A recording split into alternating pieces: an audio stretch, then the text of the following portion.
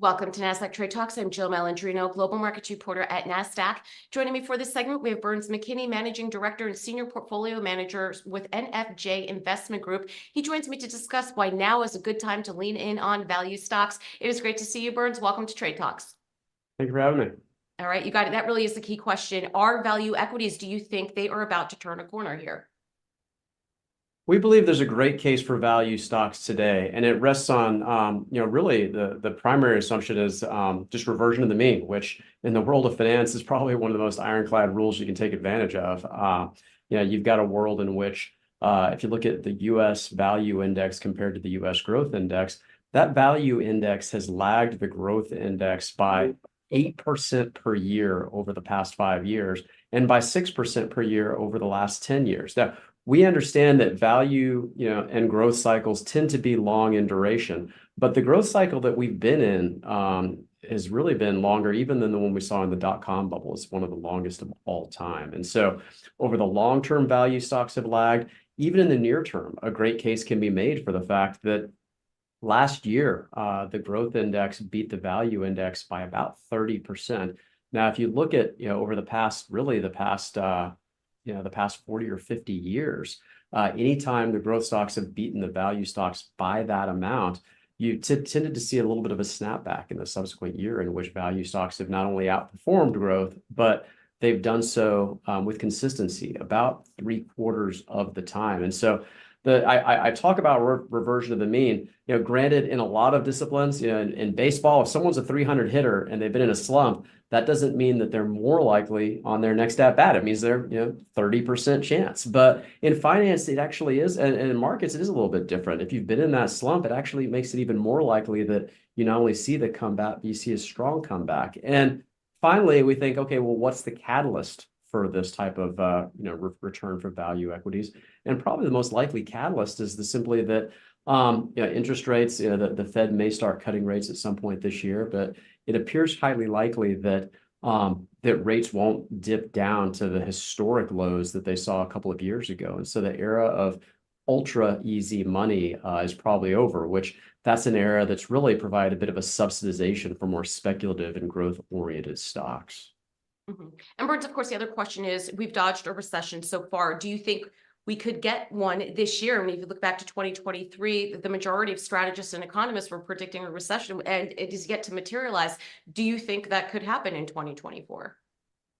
It's certainly a possibility. Investors that in 2021, 2022, or rather 22 and 23, it was one of the most anticipated and awaited recessions ever, simply based on the fact that you saw the yield curve as inverted as it had been in many years, and the fact that the Fed just has a poor historical track record of having a tightening cycle without breaking something. And so it was anticipated. We didn't see one. Suddenly, markets have reversed completely the other direction now, to the point that we're in a position where a quote soft landing has become pretty much priced into the markets. And so we don't necessarily think it's a done deal that we see a recession this year. And likewise, if you do see one, it's likely to be a fairly shallow or light one. And so from the perspective of investors, those who are investing in equities, which is really kind of what we're focused on, there's not a lot of difference between a shallow recession and no recession anyway, because what really matters is the impact on earnings. And so it's not something that we're really focused on right now. I think the markets are probably starting to focus a bit more just on the good old-fashioned fundamentals and corporate earnings. Right. And speaking of earnings and fundamentals, when you think about your 2024 outlook for the S&P 500, do you think there's still enough momentum to support the multiples that we're trading at now? Do you think there's enough behind earnings that could get us to targets that we've seen, week after week, that continue to get increased on the index? Well, that's the big question. That's the great question. I mean, you've definitely, I mentioned a few minutes ago that the markets have largely priced in a soft landing. And of course, what matters with investing is not so much what happens, but what happens relative to what is already priced in. And so a lot of good news is baked in, not a lot of bad news at this point. And we have the S&P trading at a 22 times multiple, which is more expensive than it's been about 3/4 of a time during this millennium. And so you have good news priced in there. There's certainly, there is room for downside surprises, be it whether it be just simply a corporate earnings miss, whether we see a sort of an echo in inflation or anything political or geopolitical. And so, based on all that, if nothing else, what we're suggesting is that investors, given this high multiple, that doesn't necessarily mean, returns or, that anything bad's going to happen or we're going to end up going into a bear market. But what it does suggest is investors should expect a bit more muted returns going forward. Mm-hmm. Let's talk about sectors here that you think there's opportunity in, or let's make this a two-part question. Is there still enough momentum in the tech trade? And if not, or besides, what other sectors are you looking at where there are opportunities for investors? Within technology, there definitely are some interesting possibilities. Now, when we're a value shop ourselves, and so when I say technology, we're not necessarily really focused as much on your Magnificent Seven that maybe are a little bit growthier or a little bit more speculative. But within tech, there's definitely opportunities for stock pickers, namely based on the fact that the tech sector is the sector that has the most cash on balance sheets, and it is the sector that you have some of the lowest dividend payout ratios. And so if you actually look, one sort of subset within tech investors might want to look at is dividend payers within tech, because you have the most room for dividend raises. And investors like to look at, tech stocks here and dividend payers here, but that area where they overlap is, I think, a unique space to be in. And there's still a lot of long-term secular trends that, or tailwinds that would be at investors' back, namely, e-commerce, namely, obviously in the generative AI, looking for opportunities that maybe aren't the mainstream opportunities, but maybe kind of look at backdoor opportunities within,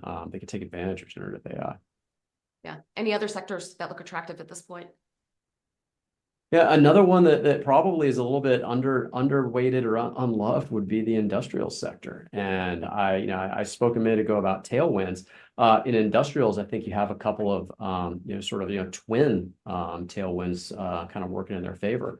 One of which is the industrials. You have a lot of names exposed to defense, and just in a world of geopolitical uncertainty, that's something that at least should provide a bit of a floor under some of the names. You have that side.